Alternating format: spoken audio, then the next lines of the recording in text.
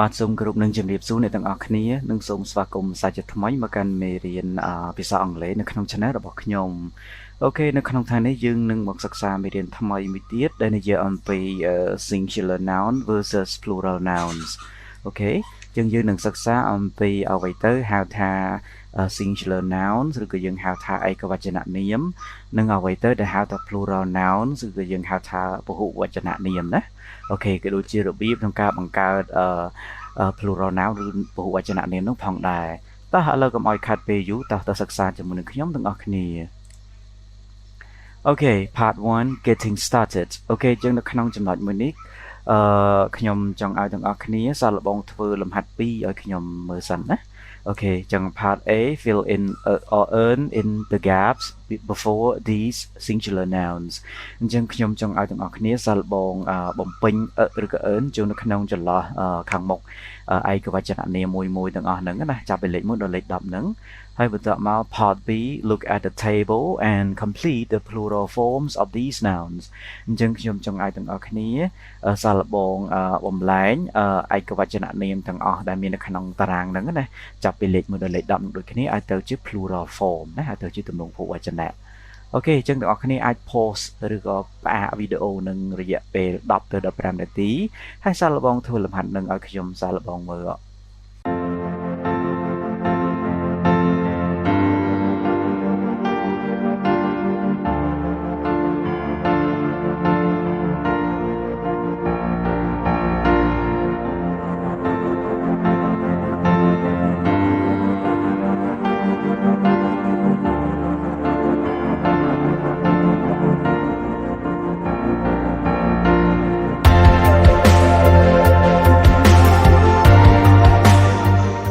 អូខេអញ្ចឹងខ្ញុំសង្ឃឹមថាអ្នកទាំងអស់គ្នាបានធ្វើលំហាត់នឹងរួចអស់ហើយតោះឥឡូវយើងផ្ទៀងចម្លើយទាំងអស់គ្នាណាអូខេ a car a boy a horn an hour an umbrella a university an honorable man a bus an elephant an orange okay good job guys okay មកឥឡូវយើងមើលលំហាត់ទី2វិញម្ដង okay bottle bottles boat boats brush brushes watch watches mango mangoes tomato tomatoes fly flies butterfly butterflies child children sheep sheep អូខេបាទល្អទាំងអស់គ្នា good job អូខេតោះឥឡូវយើងទៅ slide បន្ទាប់ទៅមើលមេរៀនបន្តណាអូខេអូខេអញ្ចឹង part 2 singular nouns អញ្ចឹងនៅក្នុងចំណុចនេះយើងនឹងនិយាយអំពីឯកវចននាមឬក៏ singular noun ណាអូខេអញ្ចឹងសំណួរគេសួរថា what is a singular noun អញ្ចឹងតើឯកវចននាមឬក៏នាមឯកវចនៈហ្នឹងគឺជាអ្វីឬក៏វាមានទម្រង់ម៉េចណាអូខេមកឥឡូវយើងមើលនិយមន័យបន្តិច A singular noun is numerically referred to only one អញ្ចឹងនាមឯកវចនៈគឺយើងសំដៅទៅលើនាមដែលរាប់យកចំនួនតែមួយណានេះតែយើងរាប់យកចំនួនតែមួយអូខេឥឡូវយើងមើលឧទាហរណ៍My name is James and I have a car My car is blue and new It is an expensive car This car is fast and comfortable I like this car អញ្ចឹងយើងឃើញថាកន្លែងខ្ញុំ highlight QQ ហ្នឹងគឺជាឯកវចនៈទាំងអស់អញ្ចឹងជាធម្មតាគេប្រើឬក៏ earn ដាក់ពីមុខនាមឯកវចនៈដើម្បីបញ្ជាក់អំពីឯកវចនៈ ជាចំនួនរបស់វាណាអូខេចង់បញ្ជាក់ចំនួនមួយរបស់វាហើយពេលខ្លះគឺយើងអាចប្រើគុណនាមកម្មសិទ្ធិឬក៏យើងហៅថា possessive adjective នឹងដាក់នៅមុខក៏បានដែរតែទោះបីជាយ៉ាងណាក៏ដោយក៏វានៅតែចំនួនមួយដដែលអូខេwe use the articles and earn to express the singularity of a noun អញ្ចឹងគឺចង់បានន័យថាយើងប្រើប្រាស់នឹងនឹងដើម្បីបញ្ជាក់ណាដើម្បីបញ្ជាក់អំពីឯកវចនភាពឬក៏បញ្ជាក់អំពីចំនួនមួយរបស់នាមមួយនឹង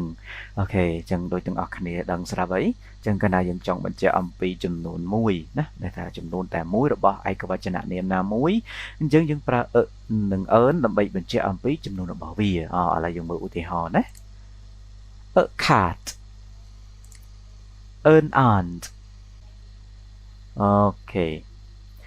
អញ្ចឹងកន្លែងនេះគឺខ្ញុំចង់បង្ហាញទាំងអស់គ្នាអំពីរបៀបប្រើប្រាស់នឹង earn ដាក់ពីមុខឯកវចននាមណាអូខេអញ្ចឹងតើយើងដាក់វាយ៉ាងម៉េចខ្លះយើងមានក្បួនខ្នាតយ៉ាងម៉េចខ្លះឥឡូវយើងមើលមួយអូខេអញ្ចឹងលេខ1គេថា a plus consonant sound អូខេកន្លែងនេះខ្ញុំចង់បានន័យថាឲ្យតែពាក្យទាំងឡាយណាដែលផ្ដើមដោយសំឡេងព្យញ្ជនៈឬក៏យើងនិយាយឲ្យងាយយល់សាមញ្ញគឺផ្ដើមដោយព្យញ្ជនៈទាំងអស់ក្រៅពីស្រៈ a e i o u ឬក៏មានពាក្យខ្លះវាផ្ដើមដោយសំឡេងស្រៈតែវាចេញសូរព្យញ្ជនៈដូច្នេះទាំងអស់គ្នាក៏ប្រើនៅពីមុខវាផងដែរឥឡូវយើងមើលឧទាហរណ៍ដូចជា a school a house This is a school. This is a house. ដល់ឯចំណុចទី2គឺខ្ញុំចង់និយាយអំពី earn plus vowel sound អូខេអញ្ចឹងកន្លែងនេះយើងប្រើ earn ដាក់ពីមុខនាមឯកវចនៈទាំងឡាយណាដែលមានដើមសូរណាមានន័យថាដើមពីរហ្នឹងវាចេញសូរស្រៈនិយាយឲ្យសាមញ្ញងាយយល់គឺផ្ដើមដោយស្រៈណាមួយក្នុងចំណោមស្រៈទាំង5 A E I O ឬក៏ U ណាអូខេប៉ុន្តែក៏យើងត្រូវប្រយ័ត្នផងដែរនៅពាក្យមួយចំនួនដែលផ្ដើមដោយស្រៈខ្លះប៉ុន្តែវាបែរជាចេញសូរព្យញ្ជនៈអញ្ចឹងខ្ញុំនឹងបង្ហាញនៅផ្នែកខាងនេះណាអូខេតោះឥឡូវយើងមើលខាងនេះសិនan apple an ugly man I eat an apple This is an ugly man អូខេឥឡូវយើងមើលខាងនេះតទៀតអូខេ be careful with some of these nouns អញ្ចឹងនាមទាំងអស់ដែលខ្ញុំបង្ហាញនៅ slide ផ្នែកខាងនេះគឺជានាមដែលយើងត្រូវប្រយ័ត្ននៅពេលដែលយើងដាក់ earn ណាហេតុអីឥឡូវយើងមើលមួយ earn hour ហេតុអីបានប្រើ earn កន្លែងនេះពីព្រោះពាក្យ hour កន្លែងនេះអក្សរ h គឺអត់មានសូរទេណាដោយសារយើងអានយកត្រឹម o ទៅក្រោយណាទាំងអស់ទៅក្រោយអញ្ចឹងយើងអានថា hour ដោយសារ h នេះគេហៅថា silent letter ណា silent letter អក្សរអត់សូរណាដូចយើងដាក់ទនឃាតនៅលើព្យញ្ជនៈណាមួយនៅក្នុងអក្សរភាសាខ្មែរយើងណាបាទមួយទៀត earn air អូខេអញ្ចឹងកន្លែងនេះក៏ h នឹងអត់មានសូរដែរដែលខ្ញុំ highlight ពណ៌បៃតងណា earn air មួយទៀតearn honorable time អូខេអញ្ចឹង h កន្លែងហ្នឹងក៏អត់សូរដែរយើងអានយកពីស្រៈហ្នឹងទៅណានៅកន្លែងខ្ញុំ highlight ពណ៌ស្វាយណាអូខេអូខេដល់ឡែកពាក្យ herb ហ្នឹងអាហ្នឹងអានបាន2ណាយើងអាចអានថា herb ក៏បាន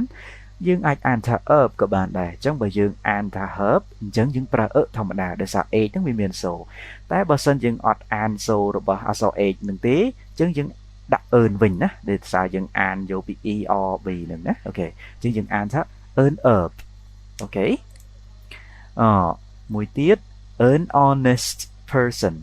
អូខេអញ្ចឹងកន្លែងហ្នឹង h ក៏អត់សូរដែរភាគច្រើនគឺពាក្យផ្ដើមដោយអក្សរ h គឺមួយចំនួនគឺវាអត់សូរណាអូខេ h នេះគេអត់អានយកសូរទេអូខេប៉ុន្តែអានេះផ្ដើមដោយអក្សរ u តែយើងដាក់ហេតុអីuniversity ដោយសារអីដោយសារតែអក្សរ u កន្លែងនេះវាចេញសូរ u ដដែលគឺជាព្យញ្ជនៈណាដូច្នេះយើងអត់អានថាearn ទេយើងដាក់ earn កន្លែងហ្នឹងណាហ្នឹងហើយអូខេ លោកត្រាតែកន្លែងអក្សរ U ហ្នឹងអានចេញ U ណាហៅថា University អញ្ចឹងទៅបានយើងប្រើ earn អូខេតែដោយសារវាចេញ U ណាវាចេញ U អូខេដល់ពេលកន្លែងនេះ a European man អូខេ a European man ហេតុអីបានយើងប្រើ កន្លែងនេះដោយសារតែ e ហ្នឹងអត់មានសូរដែរណាទាំងអស់គ្នាបាទ e ហ្នឹងស្ងាត់សូរអត់ហើយអញ្ចឹងយើងអានយកត្រឹម U ហ្នឹងមកក្រោយទាំងអស់អូខេអញ្ចឹងវាចេញ U យើងអានចេញ U លោកត្រាទៅកន្លែងនេះវាចេញណាវាចេញតែថាចេញ U ឬក៏ចេញ អញ្ចឹងទៅអញ្ចឹងយើងដាក់ នៃunion កន្លែងហ្នឹងដូចគ្នាអក្សរ U កន្លែងហ្នឹងចេញសូរ U ដដែលជាសូរព្យញ្ជនៈa united group អូខេបាទពាក្យមួយហ្នឹងក៏ដូចគ្នាបាទអូខេនិយាយទៅគឺវាមានច្រើនតទៀតណាដូចថាពាក្យដែលផ្ដើមដោយព្យញ្ជនៈតែចេញសំឡេងស្រៈក៏ដូចជាពាក្យដែលផ្ដើមដោយស្រៈតែចេញសូរព្យញ្ជនៈអូខេចឹងវាមានច្រើនតទៀតប៉ុន្តែនេះគ្រាន់តែជាឧទាហរណ៍មួយចំនួនដែលខ្ញុំចង់ឲ្យទាំងអស់គ្នាបានស្គាល់និងបានកត់ចំណាំនៅក្នុងមេរៀននឹងតែប៉ុណ្្នឹងចឹងទាំងអស់គ្នាអាចធ្វើការ research បន្ថែមខ្លួនឯងណាបាទហើយមេរៀនរបស់យើងក៏អស់ត្រឹមនឹងផងដែរហើយខ្ញុំសូមអរគុណអ្នកគ្នាដែលបានចំណាយពេលវេលាសិក្សាជាមួយខ្ញុំតាំងពីដើមរហូតដល់ចប់នៃមេរៀនមួយនេះអូខេអញ្ចឹងសូមអ្នកគ្នាកុំភ្លេចជួយ Sub និងចុចសញ្ញារូបកណ្ដឹងដើម្បីឆាប់ទទួលបានមេរៀនថ្មីៗមុនគេណាអូខេអញ្ចឹងជាចុងក្រោយខ្ញុំសូមអរគុណនិងសូមជម្រាបលា